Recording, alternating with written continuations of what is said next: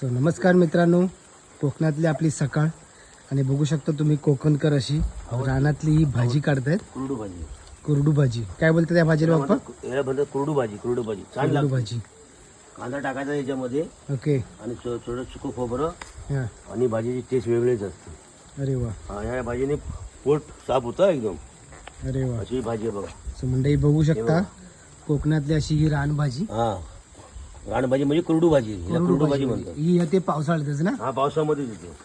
पावसाळ्यात येते आणि बघू शकता खाल्यानंतर पोटाला पण साफ, पोट पण साफ होते आणि टेस्टी भाजी आहे.